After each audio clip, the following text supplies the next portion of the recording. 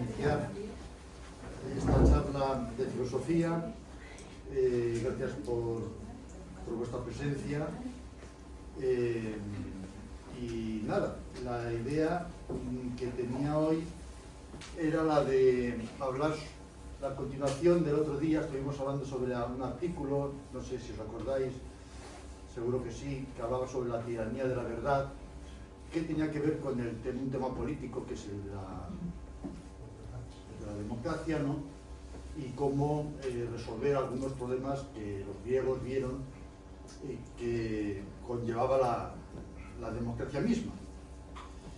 Bien, hoy pues mi intención es que en ese artículo se acababa hablando de Platón, pero hay un tercero o segundo filósofo importante de la línea de Platón, que es Aristóteles, y me gustaría pues aprovechar aquel artículo para acabar hablando de la política de Aristóteles como una posible solución a esos problemas de la democracia que ya Sócrates y Platón pues observaron, ¿no?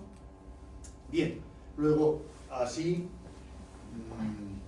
voy a hablar exactamente sobre la política de Aristóteles y ver qué solución propone él a los problemas de la democracia.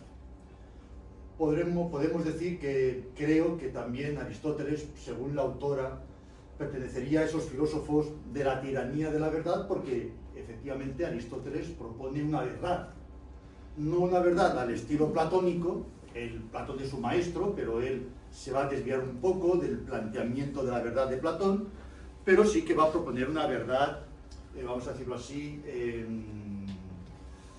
pues indiscutible, ¿no? Una verdad inapelable. Bien. Os recuerdo que el problema de la democracia acontece con el paso en Grecia de la physis al nomos. El paso de la physis al nomos significa que los filósofos en el siglo V antes de Cristo, en Atenas, dejan de pensar en la naturaleza, en la physis. La naturaleza deja de ser para ellos un problema, porque el problema se decanta, se desvía hacia un problema de carácter político, un problema de carácter social, que es la aparición por primera vez en Atenas de una democracia, algo inaudito en la historia de la humanidad hasta ese momento. Es decir, que el pueblo me refiero a los pobres, veremos que esto Aristóteles lo tiene muy claro, pues sean los que determinen el destino de la polis ateniense. Eso significa que se pasa de un sistema aristocrático basado en la naturaleza, en la fuerza, donde el pez grande, fuerte, se come al chico, ¿no?, a un sistema donde son los débiles, los pobres, ¿no?, la multitud, la que pasa a ser la que gobierna. Eso es un sistema antinatural. Por eso, los defensores de la democracia, aquellos sofistas, decían que justamente, efectivamente, la sociedad se basa en una convención, en algo antinatural, no será el mío, pero se basa en algo antinatural. Bien, puesto que frente a las leyes de la naturaleza, los humanos inventan sus propias leyes. ¿De acuerdo? Llegan a una convención, a un acuerdo, donde ellos dicen que se apartan de las leyes de la naturaleza, que son las leyes de la venganza, las leyes del ojo por ojo, diente por diente, diente por diente, no es así, bien, o, da igual, sí. Y ya van hacia unas leyes que ellos consideran más humanas y menos naturales. Más humanas y menos naturales. Bien. Aristóteles va sin embargo, a volver de nuevo a la naturaleza. Él va a regresar a una observación de la naturaleza para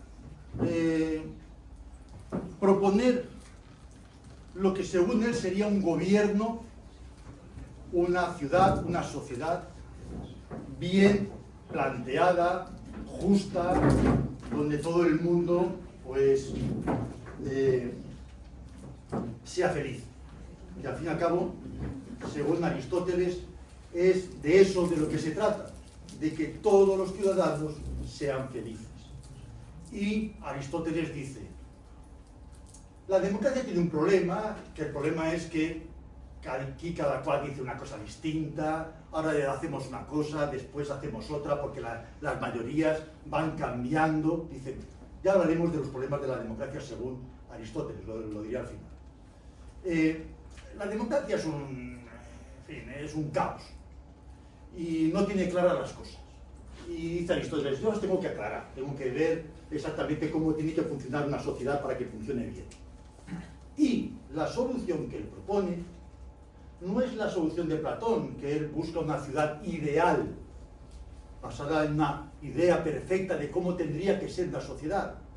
Esa sociedad, según Platón, donde los sabios gobiernen sobre los guerreros, y los guerreros sobre los trabajadores, y todo el mundo esté de acuerdo y todo el mundo sea feliz, en esa unidad magnífica, maravillosa, donde todo el mundo acepte esa jerarquía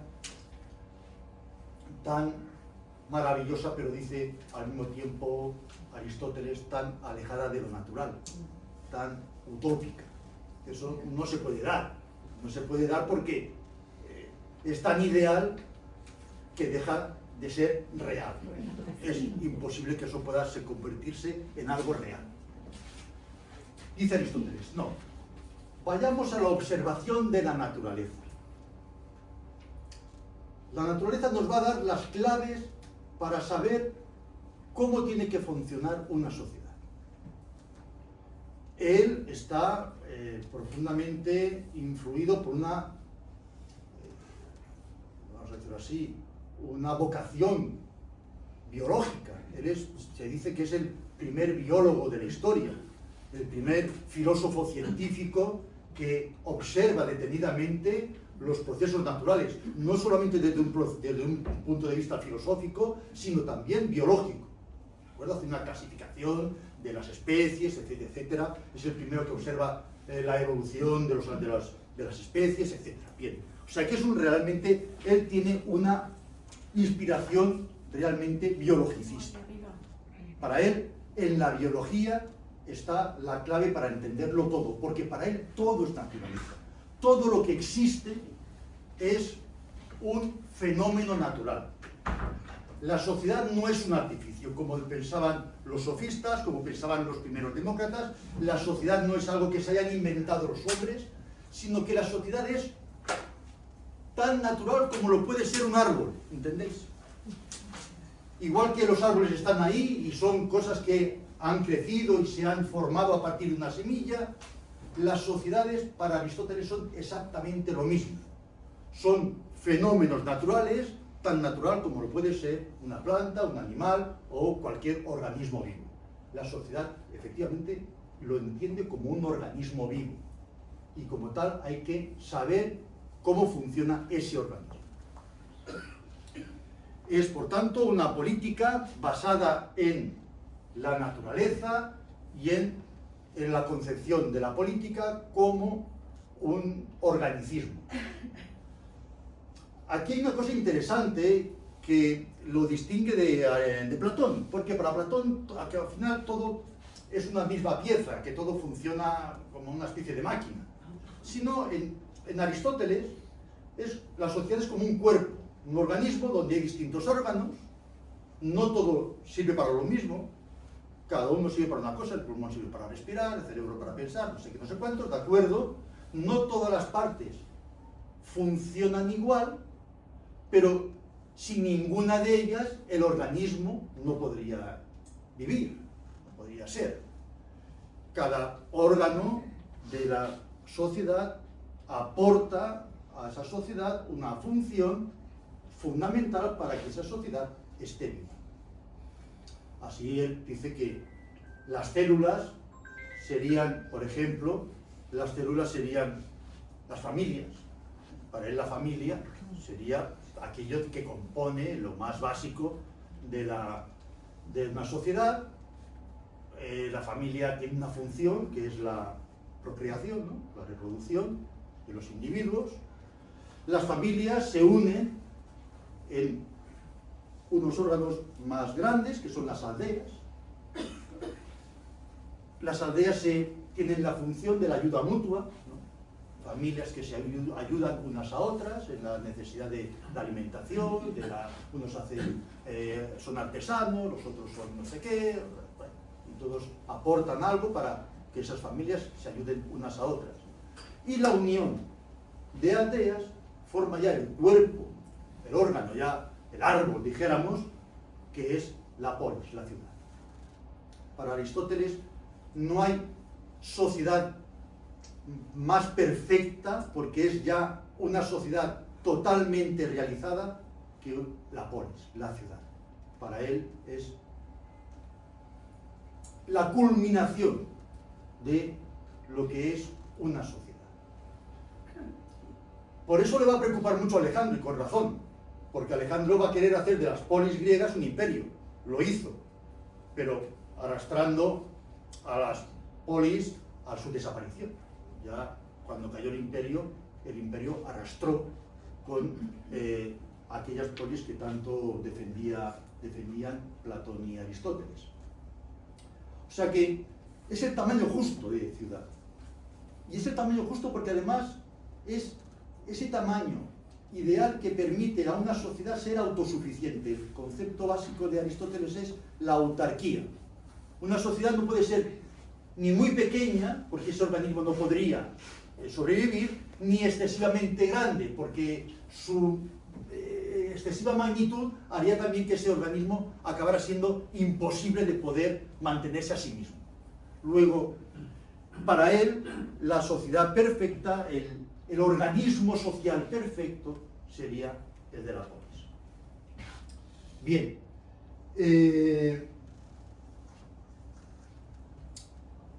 Al mismo tiempo, hombre, dime. Señor profesor, Dime, Paco, tengo vamos a una ver. pregunta para usted. Vamos a ver.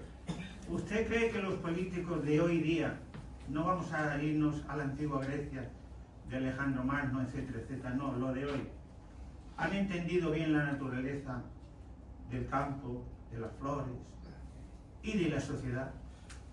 Porque parece ser que a través de sus actuaciones están inmersos en el ansiolítico, y ahí lo dejo. Bueno, pues a eso se refiere Aristóteles. Posiblemente él entendía que efectivamente no los de nuestra época, sino él incluso hablaba de los de su época, no habían entendido realmente la naturaleza. Y aquí cuando se habla de la naturaleza, Aristóteles decía, e insisto en ello, de que no es solamente la naturaleza de la sociedad, sino a la sociedad como naturaleza. Son las dos cosas. Es la naturaleza de la sociedad y la sociedad como naturaleza. Alejarnos de la naturaleza es para Aristóteles el grave error de la democracia ateniense, que se ha alejado excesivamente de la naturaleza. Aquí hay que entender una cosa importante. Claro, cuando se habla de naturaleza, el problema con Aristóteles es que, claro, él concibe la naturaleza de una determinada manera, pero no todas las personas han concebido la naturaleza, ni la han descrito, ni la han definido de la misma manera como la definió Aristóteles. Digo esto porque, para un poco ir pensando lo que voy a ir diciendo. Claro, porque los anarquistas, y Aristóteles nada más lejos de un anarquista, los anarquistas ven en la naturaleza, para los anarquistas la naturaleza también es su inspiración. El regreso del hombre a la naturaleza es lo que todo anarquista desearía. Pero para un anarquista la naturaleza no es lo mismo que para Aristóteles. Para un anarquista la naturaleza es libertad, es ausencia de normas, es pura espontaneidad. Y en cambio para Aristóteles es todo lo contrario. Para Aristóteles la naturaleza es límites, normas, jerarquías, orden. Luego, a esto hay que tenerlo muy claro. Cuando hablamos de naturaleza, ¿de qué estamos hablando? Porque no todo el mundo entiende la naturaleza de la misma manera. Bien. Efectivamente, os he dicho que para Aristóteles la naturaleza son normas, jerarquía, orden. Y ese orden natural es el que la sociedad, el que la política debería respetar. El problema para Aristóteles de la política es apartarse del orden natural. Si la polis, si la sociedad es un sistema natural, biológico, vamos a decirlo así, el problema de la política es apartarse de ese orden biológico. Claro. ¿En qué consiste este orden biológico? Básicamente, él va a decir lo siguiente. Lo natural, dice él, es que lo más intelectual, aquello que tiene más control sobre uno mismo, aquel que es capaz de prever y de anticiparse a lo que puede pasar, es decir, lo que tiene más inteligencia, gobierna sobre lo que tiene menos. Eso es lo natural. Lo natural es que, y aquí hay toda una justificación del esclavismo, lo natural es que los griegos tengan como esclavos a los bárbaros, porque los griegos son más inteligentes que ellos. Luego, no es que tengamos esclavos porque seamos malos, sino porque los esclavos necesitan de nosotros, como más inteligentes que somos, para poderlos dirigir, gobernar correctamente. Porque un esclavo, por su escasa inteligencia, no podría gobernarse a sí mismo y estaría perdido. Y esa es la manera como Aristóteles defiende la esclavitud. Del mismo modo que un padre gobierna sobre un hijo, pequeño al menos, porque se supone que el padre, el adulto, vamos a decirlo así, es más inteligente que el hijo, que todavía está en vías de serlo, pero todavía no lo es. Y lo natural es justamente esa jerarquía del adulto sobre el niño. Lo mismo del hombre sobre los animales. Los animales son un poco inteligentes, soy yo el que le dice al perro por dónde lo que hay que hacer, no el perro el que me lo dice a mí, ¿de acuerdo? Puesto que yo soy más inteligente que él, eso es lo natural, lo natural. Claro, aquí también viene el problema de las mujeres, un día como hoy habría que mencionarlo. Los hombres, es profundamente patriarcal. Los hombres, lo natural es que gobiernen sobre las mujeres, porque para los griegos las mujeres intelectualmente son inferiores a los hombres. Y por lo tanto, la mujer necesita del hombre porque su menor inteligencia necesita del hombre para que éste la dirija, la gobierne y le diga lo que tiene que hacer. Bien. Bueno, todo esto él lo deduce de la observación de la naturaleza. Dice, es lo que yo veo. Dice Aristóteles, yo no me fijo como Platón en un mundo ideal, no. Yo como biólogo, como científico, veo cómo funciona la naturaleza a mi alrededor y observo las normas, las jerarquías que se dan, y de ahí yo deduzco que también la sociedad debería ser un reflejo de esas jerarquías basadas sobre todo, como os he dicho, en que lo inteligente gobierna sobre lo que no lo es. También en una sociedad debería ser así. Bien,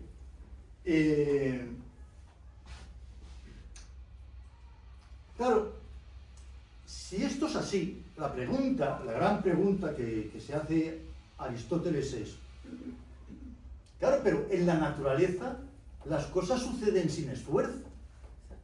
El árbol, a partir de la semilla, crece y se hace un árbol. Y el árbol no tiene por qué pensar en cómo ser un buen árbol. Crece espontáneamente y se hace árbol. ¿Por qué con la sociedad eso no ocurre?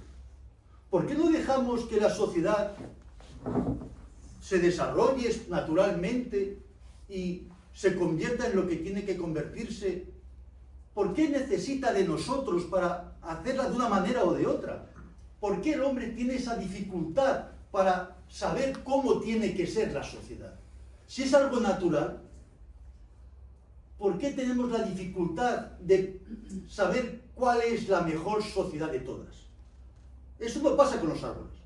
El árbol sabe cuál es el mejor pino o el mejor abeto. No piensa en cómo tengo que ser para ser el mejor abeto. Se hace de manera espontánea. Esto tiene que ver con, claro, con la respuesta de Aristóteles. ¿Por qué es problemático? ¿Por qué es problemático? Es problemático porque, dice, también pasa en la naturaleza, también pasa con los árboles. Dice, las cosas, sí que es verdad que de manera natural tienden a ser lo mejor de ellas. Pero en la naturaleza hay obstáculos. No todas las circunstancias son las mismas. Si tú dejas una semilla, sí, en una tierra abonada, naturalmente que crecerá un árbol. Pero si la dejas en una tierra árida, pues de ahí no crecerá nada. Entonces, con los seres humanos pasa lo mismo. No todas las circunstancias en las que vivimos posibilitan la aparición de una sociedad correcta. Y entonces, por eso mismo, dice, tenemos que estar constantemente rectificando, viendo qué circunstancias, qué obstáculos son las que nos impiden llegar hasta donde queremos llegar. Y a veces nos despistamos. Es más, dice Aristóteles, a veces incluso no tenemos la voluntad, porque el ser humano encima tiene esa otra faceta, que es la voluntad de hacer las cosas o no hacerlas, aun sabiendo que están bien o mal. Bueno, aquí de todas maneras hay una cuestión importante, que es la del finalismo aristotélico, y es que está claro que para Aristóteles, si las cosas las dejas libremente y sin obstáculos, llegan a alcanzar aquello para lo que están hechas.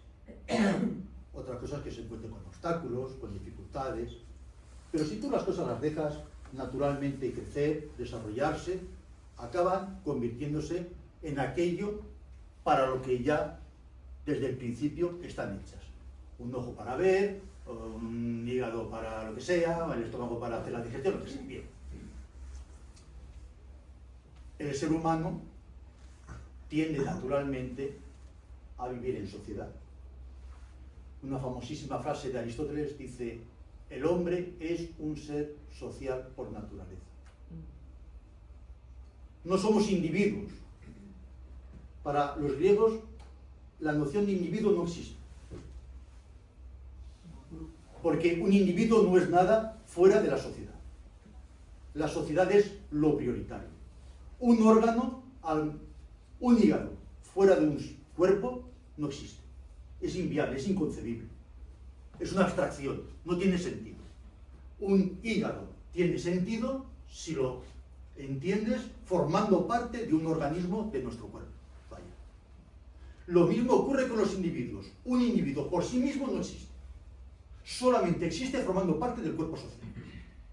Porque fuera del cuerpo social es que ni siquiera habría individuo, no habría nada. Podríamos decir, y así lo dice Aristóteles, que el hombre es social por naturaleza, al mismo, igual que un pez es acuático por naturaleza. Un pez es inconcebible fuera del agua. Tú ves un pez y tienes que asumir que ese organismo vive en el agua o es imposible entender por qué ese organismo es como es. Un individuo, cualquiera de nosotros, según Aristóteles, es inconcebible si no lo pensamos dentro del hábitat de una sociedad, viviendo dentro de una sociedad.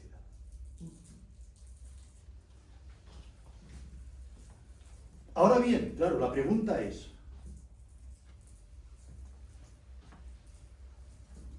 si un pez se pregunta, ya que tengo que vivir en el agua, ¿qué características tiene que tener ese agua para que yo viva de la mejor manera posible?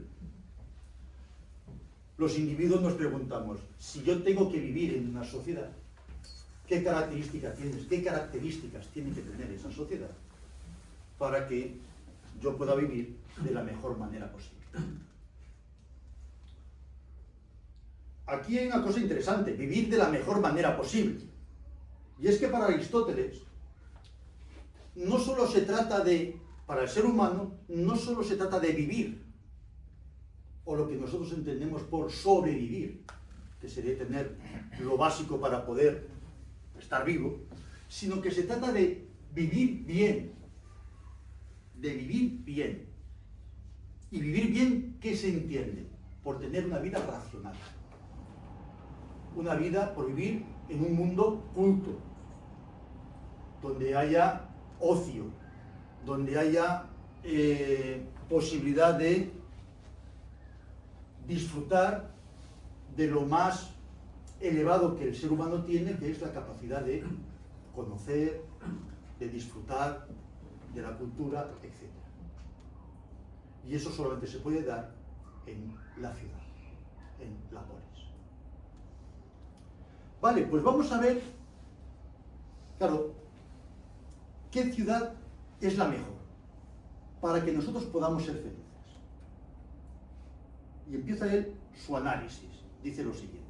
Bueno, él como es biólogo, no va a ir a buscar una ciudad ideal, pensada, sino que va a ir a decir, bueno, vamos a ver los distintos tipos de sociedad que se han hecho, que hay, que existen, y vamos a ver cuál de esas sociedades es la que mejor funciona. Aquellas en las que el ser humano consigue ese vivir bien.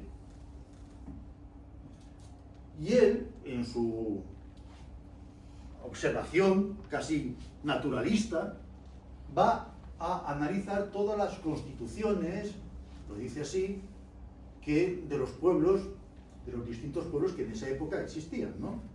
Los egipcios, aquellos que eran comerciantes, ¿cómo se llamaban? Los fenicios, bien. Y él distingue tres tipos de gobierno, básicamente. Dice, he visto gobiernos donde gobierna uno, a los que llaman monarquías. He visto gobiernos donde gobiernan unos cuantos, a los que llama aristocracias. Y he visto gobiernos en los que gobierna la mayoría, la multitud, el pueblo, que sería la democracia. Y él dice,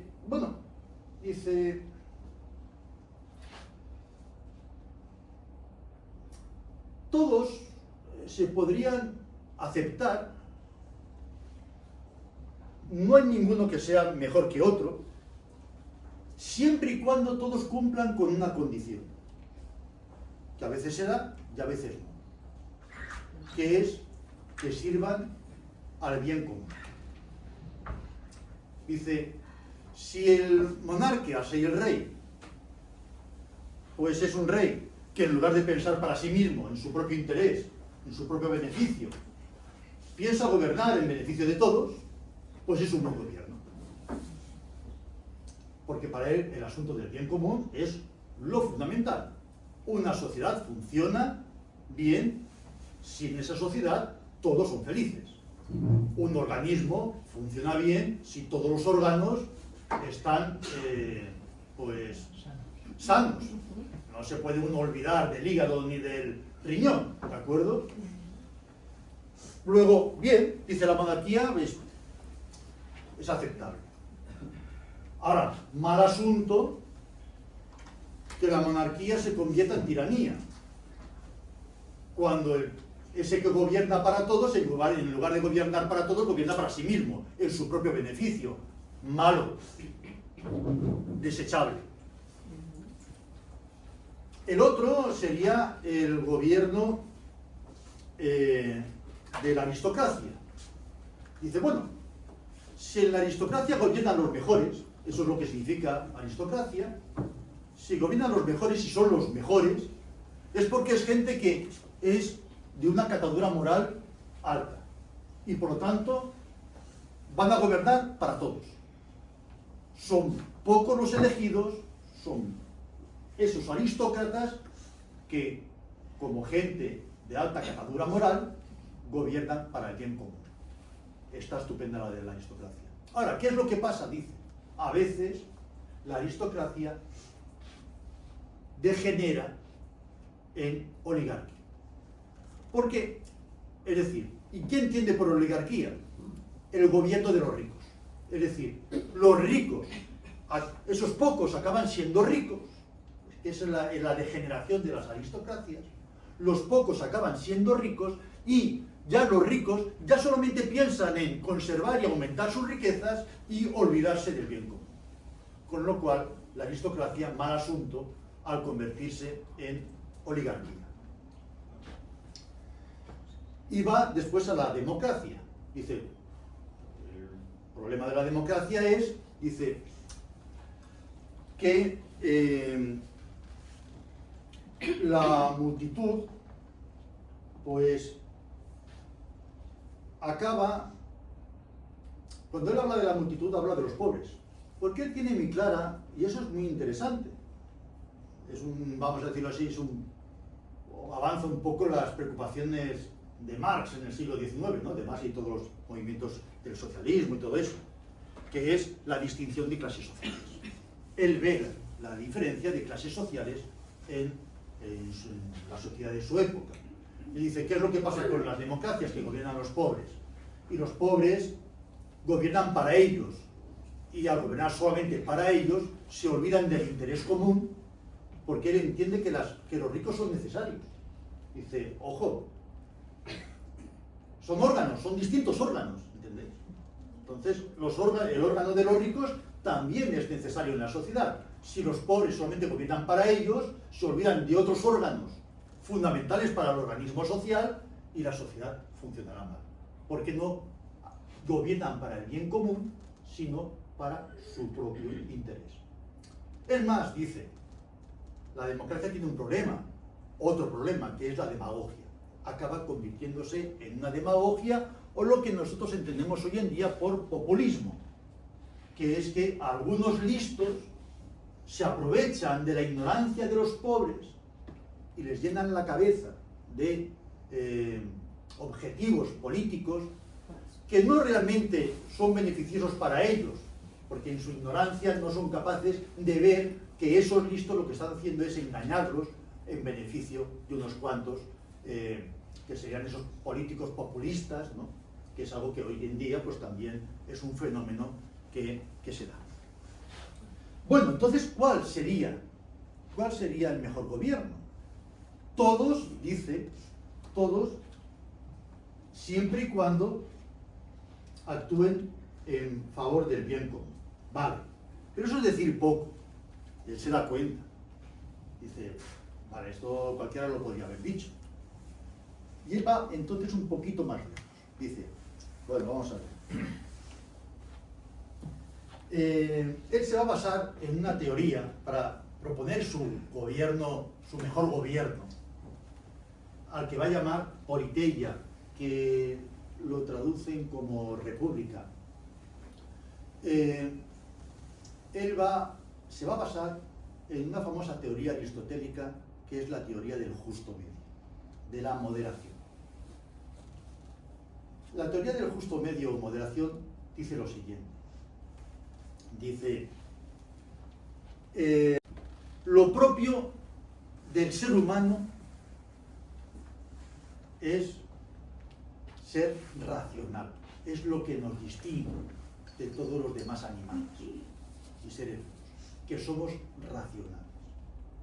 Y para él, el ser racional, ¿en qué consiste? Básicamente en tener control sobre las emociones, sobre los instintos, sobre las pasiones. Eso es lo que nos distingue como seres humanos. El hombre racional, el ser humano racional, es aquel que ha conseguido, gracias a la razón, tener control sobre sus pasiones. Las pasiones, las emociones nos llevan a conductas extremas, o poco o mucho, o todo o nada. En cambio, la razón controla esas pasiones y dice el término medio, el justo medio, la moderación. Para ser feliz no es preciso tenerlo todo, ni tampoco es preciso desprenderse de todo, sino tener lo justo para conseguir esa vida moderada que es la que nos garantiza esa felicidad que todos deseamos alcanzar. Esta teoría del justo medio, que es, vamos a decirlo así, la manifestación de una vida racional, que es lo que tendría que ser una sociedad, según Aristóteles, racional, tendría que ser aplicada a la política. ¿Y cómo se aplica la teoría del justo medio a la política? Y es aquí cuando él va a proponer un nuevo sistema político que para él sería el mejor de todos. Él dice que lo mejor sería, él se olvida de las monarquías y está pensando en hacer una mezcla, una fusión entre aristocracia y democracia. Coger lo mejor de cada una de ellas y desprenderse de lo peor. Bien, ¿a qué se refiere concretamente? Dice, que me acuerde, a ver, lo peor. Lo mejor de la democracia es que gobiernan muchos, la aristocracia es pocos, la democracia son muchos. ¿Qué ventaja tiene eso? Dice, pues la ventaja que tiene es que es más difícil que se corrompan muchos que se corrompan pocos. Que se corrompan todos es difícil, que se corrompan pocos es fácil, ¿no?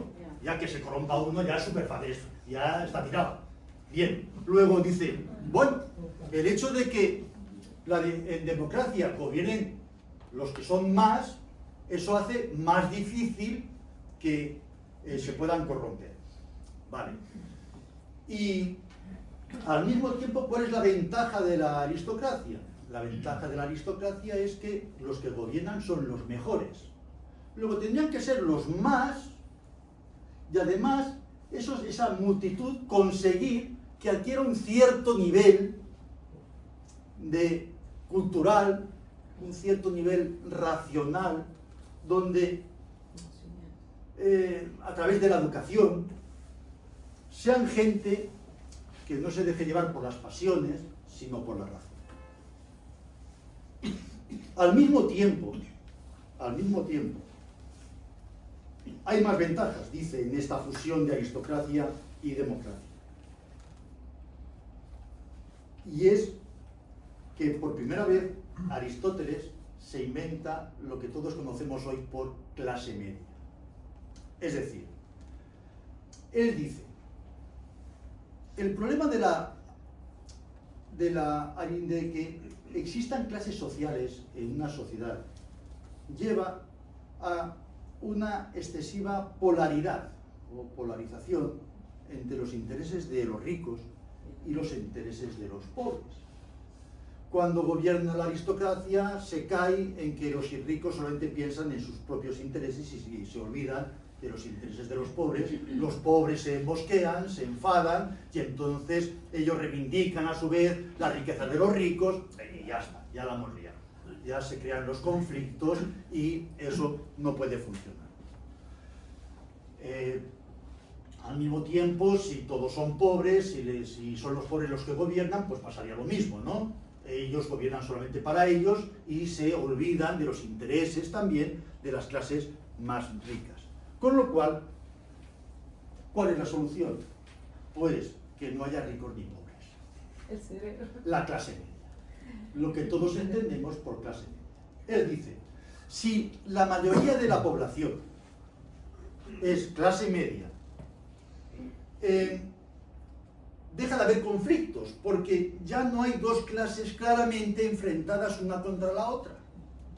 Ya todos van a tener más o menos los mismos intereses. Y por lo tanto va a ser una sociedad en la que van a desaparecer, como digo, los conflictos y se va a pacificar. Se van a entender muchísimo mejor. Claro, tener en cuenta aquí que cuando él habla de... esto es la época, ¿no? En aquellos momentos. Cuando él habla de que los ciudadanos tienen que formar esa clase media, claro, ¿a quién se refiere con ciudadanos? ¿Quiénes son para Aristóteles los ciudadanos? Los ciudadanos son esos que he dicho antes, que son los que tienen capacidad para gobernar. ¿Y quiénes son los que tienen capacidad para gobernar? Los esclavos no, los niños no, las mujeres no. Solamente los hombres libres, hombres masculinos, no en general el ser humano, los varones que son libres y que no trabajan. Los amos. Los ciudadanos son los amos. Ya sabéis que en Aristóteles, lo hemos comentado muchas veces en clase, en Aristóteles los hombres superiores son los que se han podido liberar del trabajo y están cerca de una vida divina, dedicada puramente a la contemplación. Y esos son los amos. ¿Cuántos amos había en Atenas? Pues si tenía Atenas 200.000 habitantes, pues a lo mejor estamos hablando de 10.000. O menos, tal vez. 5.000. O menos, a lo mejor eran 200. Claro. Esos eran los ciudadanos. Bien. Digo esto porque lo que está proponiendo Aristóteles es que estos ciudadanos, que son esta minoría selecta, que para él son todos, pero que para nosotros sería una minoría selecta, serían los que formarían parte de esa asamblea. Aquí hay una cosa curiosa, y dice lo siguiente, nos permite entender un poco cómo funcionaba la sociedad de su tiempo, ¿no? Dice lo siguiente, dice, claro, dice, porque para ser ciudadano, hay que estar dispuesto tanto a intervenir en el gobierno como a ser gobernado. Porque para Aristóteles y para los griegos en general, las tareas de gobierno era mal asunto que siempre las llevaran los mismos. Porque si siempre las llevan los mismos, acaban creando dinastías. Y al final, ya sabéis lo que pasa con las dinastías. Solamente piensan en su propio interés, en conservar su propio poder. No piensan en el bien común. Luego, para Aristóteles es conveniente que esos pocos ciudadanos libres estuvieran dispuestos tanto a participar en el poder como a ser gobernados. ¿Y eso cómo se consigue? Esa rotación, a base de sorteos. Es decir, sortean entre ellos quiénes son los que van a gobernar, quiénes van a ser jueces, y no lo hacen ni siquiera por elección, lo cual es curioso. Lo hacen por simple sorteo. Eso es lo que él propone. Por sorteo o por turnos. Entonces, dice, esto es fenomenal, pero dice, claro, ¿quiénes estarían dispuestos a participar en este régimen de sorteos de los cargos políticos? Donde a veces estoy yo en el gobierno, como en esto de las presidencias de las casas, ¿no? ¿Cómo se llama? De la comunidad de vecinos, ¿no? Que va por turnos, ¿no? Ahora este año me toca a mí, todo eso. Bien. Pues, ¿cómo se conseguiría eso? Haciendo que la gente no pueda dedicarse en exclusiva a las tareas de gobierno, porque como son clase media, tampoco pueden dedicarse exclusivamente a no hacer nada. Algo tienen que hacer en cuanto al cuidado de sus casas, de sus familias, de sus herencias, de sus propiedades, ¿no? Con lo cual ellos también les va bien esa rotación para poder no solamente dedicarse a servir a la comunidad como presidentes o jueces o lo que sea, sino que otros los sustituyan, que es lo que deseamos todos cuando somos presidentes de una comunidad de vecinos, ¿no? O de un Ateneo, ¿no? Que necesitas que alguien venga y diga, ya te sustituyo. Y efectivamente, actualmente en el Ateneo tenemos ese problema, ¿no? Que somos clase media, pero no hay nadie que quiera hacer el relevo. Bien. Pues esa es su idea. Dice, si somos clase media, esa forma de funcionar es fenomenal. Y aquí él aporta otra idea interesante, que es la siguiente. Dice, vale, una de las condiciones sería que una sociedad estuviera basada en el justo medio, donde la gente no tuviera ni mucho ni poco. Se refiere a esos ciudadanos libres. Donde no habría ni muy ricos ni muy pobres, correcto, donde se turnaran en las labores de gobierno, perfecto, y dice, pero esto además permitiría otra cosa, que realmente lo que acabara gobernando no serían las personas, sino la ley. Quiere decir lo siguiente.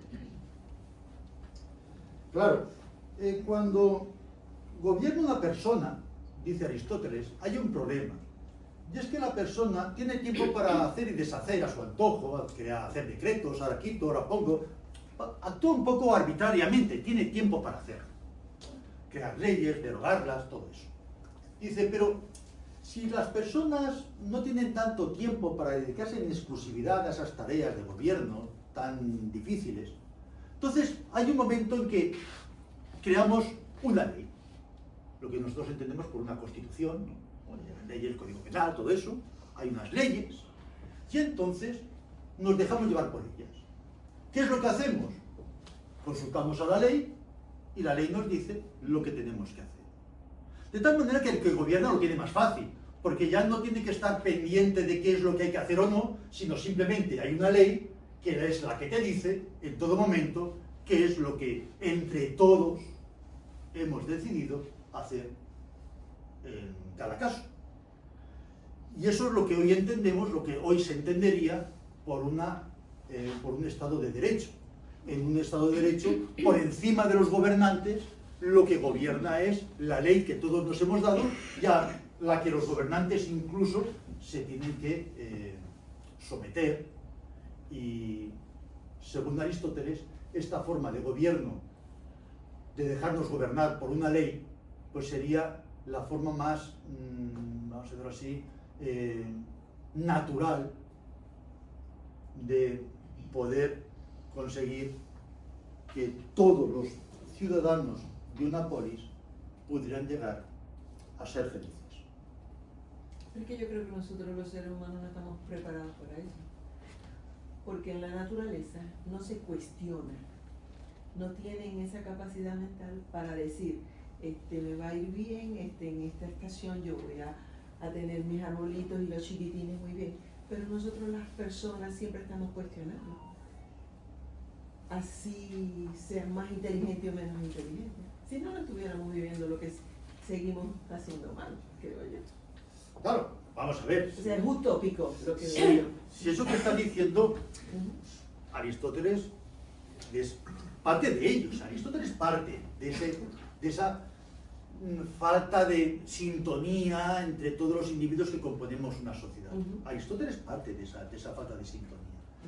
Y parte de esa falta de sintonía, porque él dice que en el mundo sublunar, porque él distingue dos mundos, el mundo supralunar, donde todo funciona a la perfección, y el mundo sublunar, donde las cosas están caos, desordenadas.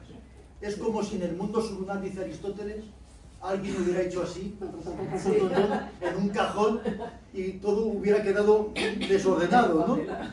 Claro, partimos de esa situación. En el mundo sublunar, ¿qué es lo que nos pasa? Que las cosas están revueltas. Y en ese revoltijo, pues cada uno no tiene muy claro qué lugar es el lugar que a cada uno le corresponde. No tiene muy claro cómo nos hemos entre todos de armonizar. Él parte de eso. Lo que a continuación dice, bueno, ¿y ese revoltijo cómo lo reordenamos? Y entonces él lo que hace es, vamos a pensar cómo este organismo, donde ahora el corazón va por un lado, el hígado va por otro, el páncreas va por otro, cómo este organismo debería estar organizado para que funcionara correctamente, sanamente. Esa es su preocupación. Alguno dirá, bueno, pero eso es imposible. ¿No? ¿Vale? Eso ya es una actitud muy derrotista, tal vez, ¿no? Pero no lo sé todavía, pero bueno, ahí vamos. Una cosa puede ser que sea imposible, pero al mismo tiempo es necesario. Y entonces, claro, Aristóteles ahí es a donde entra. Dice, yo no voy a entrar en si es imposible o no, yo voy a entrar en que es necesario y que por lo tanto el ser humano somos racionales, dice él, somos racionales. Y en cuanto a seres racionales, gente inteligente, vais capaz de entender cómo funciona la naturaleza, y si entendemos cómo funciona la naturaleza, también podremos entender el mejor modo de que funcione esta sociedad que forma parte de esa naturaleza. Para ir acabando, decir que, bueno, la teoría de Aristóteles es una teoría que ha llegado hasta nuestros días prácticamente. Posiblemente es con la Revolución Francesa cuando Aristóteles, desde un punto de vista político, comienza a ser cuestionado. Porque la Revolución Francesa, el hecho de llamarse revolución, quiere decir volver de nuevo a convertir la sociedad en algo artificial. Los revolucionarios franceses se dan cuenta de lo siguiente: la sociedad será lo que nosotros queramos que sea. Las leyes que van a gobernarnos van a ser las leyes que los seres humanos, al margen de la naturaleza, ahí está lo contrario a Aristóteles, al margen de la naturaleza, queremos que funcione la sociedad. Y si en la naturaleza gobierna el inteligente sobre el que lo es menos, si nosotros consideramos que eso no es justo, haremos que las cosas no funcionen más.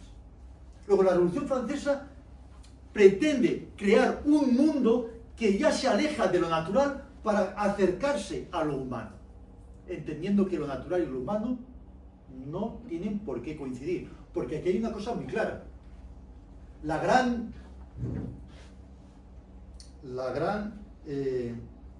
objeción que se le hace a Aristóteles es la siguiente pregunta: para un ser humano, ¿todo lo que es natural es bueno? Para Aristóteles, sí. Para Aristóteles, todo lo que no es natural es bueno. Y todo lo que se aleja de lo natural, malo. Luego, si queremos hacer lo correcto, debemos observar cómo funciona la naturaleza. Y en la Revolución Francesa ya eso no se acepta. Para los revolucionarios franceses, no todo lo que es natural para un ser humano no debe tener que ser considerado bueno. Al contrario, puede ser malo. Claro que sí. Están usando conceptos.